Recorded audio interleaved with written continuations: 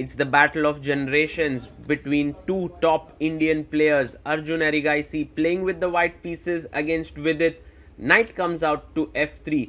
This is the all crucial encounter between the SG Alpine Warriors represented by Arjun and the Upgrad Mumba Masters by Vidit. Whoever wins has the chance to get to the grand finals of the first ever edition of the Global Chess League. So a lot is at stake through this game.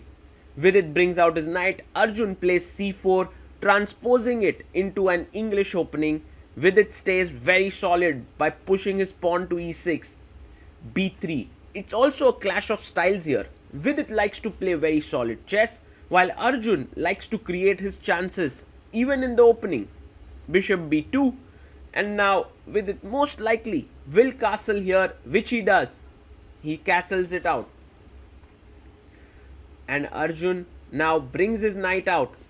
The knight can actually jump to b5 and sort of harass the bishop. But Vidit goes rook e8 and he says to Arjun, if you come here, then I'll drop my bishop back to f8. Well, Arjun says, I am all ready to come in.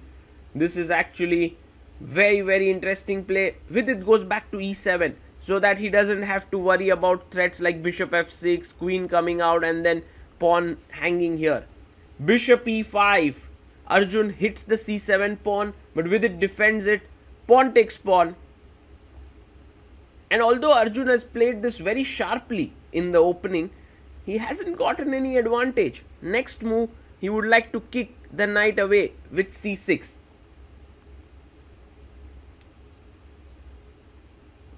He plays his bishop out to e2 and Vidit now starts fighting back. He pushes the knight away.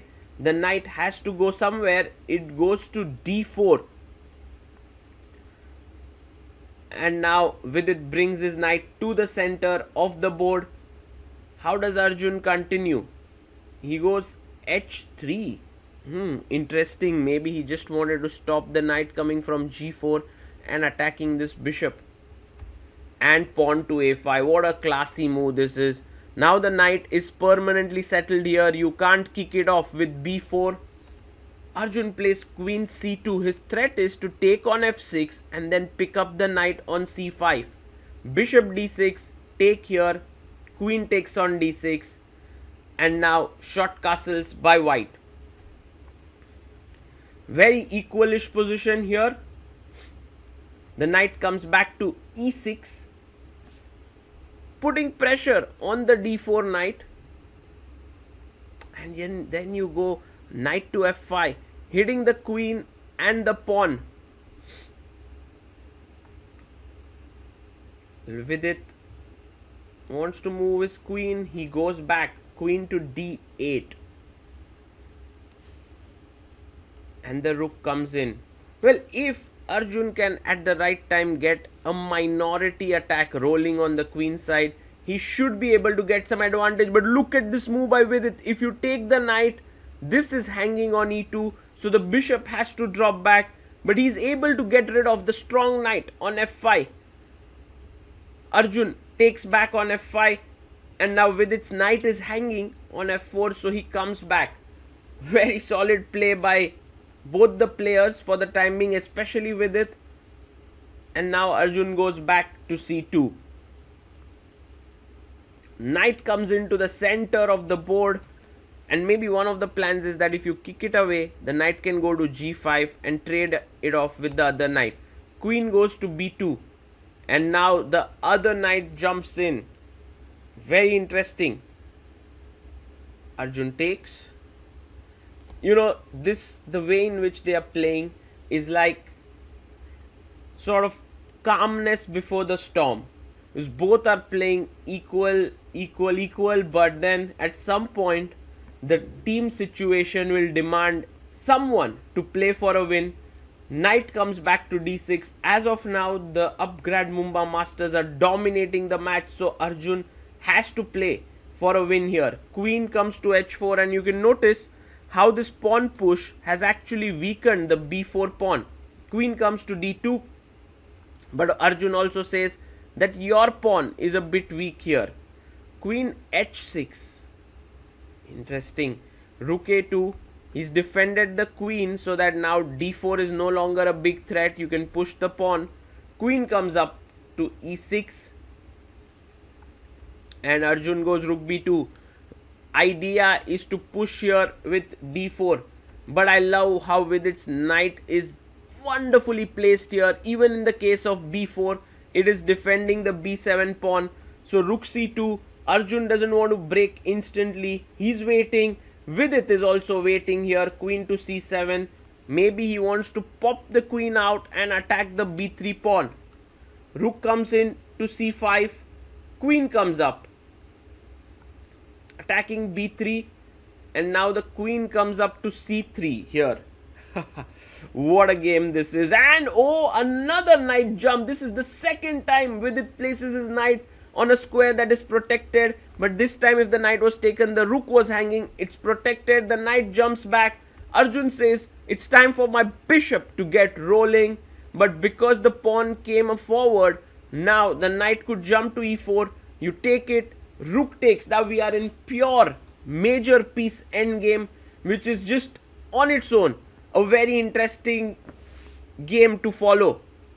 Queen b4. Vidit says, I want to trade the queens. Interesting decision. Takes. Now will this pawn be a weakness or a strength? Arjun quickly brings his king into the game. But now Vidit can actually start playing on the king side with f5. He does it. He can now break here with f4. Maybe that's the plan. So Arjun stops it. Vidit opens up the position even further with g5. Is Vidit calling the shots? Maybe. King comes up. Now if you play f4, then take. And rook comes to the open file. So first Vidit brings his king in. King comes up. And he breaks on the king side. Suddenly the game gets very sharp. Pawn up to a5. If the rook moves away from here, then Arjun wants to push the pawn and weaken the c6 pawn. Takes. And he pushes his pawn to h5. The good news for Arjun is that he gets the control of the only open file on the board with rook f1. King comes here. And the position is now around equal. Maybe both the players are still fighting hard. But Arjun now blunders big time. What is this move? Rook e1, giving control of the open file. Vidit takes it instantly. He didn't have to give control of that because now the rook is very powerful. He pushes the pawn and now black is winning. Takes, pawn takes. The rook is ready to come in. This pawn is weak. There's no time for this because also Vidit has defended his c6 pawn. Vidit truly a master of prophylaxis. Takes here. Arjun needed some play, so he goes in with his rook.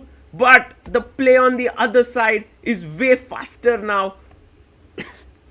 Vidit chops off the g pawn. Rook takes on a6, but black is a pawn up. Now, Vidit needs to convert this calmly. He moves his rook to the side. Rook comes in to a8. And it's time to start pushing. Check, but the king can move forward. Also, a huge problem for white is that his rook is tied down to the defense of the e3 pawn. It can't move at all. King d2. And now rook g6. Fantastic move. He's trading the rooks. But Arjun says, I don't want to trade. I want to give you a check. But that means that the king moves in even further in. King g4. Rook goes to h8. And now Vidit plays a check. The pawn is moving forward. g2 coming in. And this is resignable position for Arjun Erigaisi. He moves his rook to g1. But the king comes in. There's no way to stop rook f1. And what's coming up next? What a game by Vidit actually. And Arjun resigns. Brilliant play by Vidit. And with this, the Upgrad Mumba Masters beat their opposing team with a score of 18-2. Look at that. You could see Vidit. There was a fist bump. He now high-fives his teammates MVL and Grishchuk. You wouldn't see Grishchuk so animated. Look at that. The team actually has done amazingly well. Magnus drew with MVL on board 1. But then Grishchuk beat Dukesh. Vidit beat Arjun. Humpy beat Irina Crush. Harika beat Elizabeth Fights. What a dominating win. Only on the last court, Sundarov drew with Pragnananda. 18-2 win for the Upgrad Mumba Masters, and you can see them celebrating there. They have done their job, and in fact, one more result in the next round went their way, and they made it to the grand finale. Whoa, high fives all around, and what a win.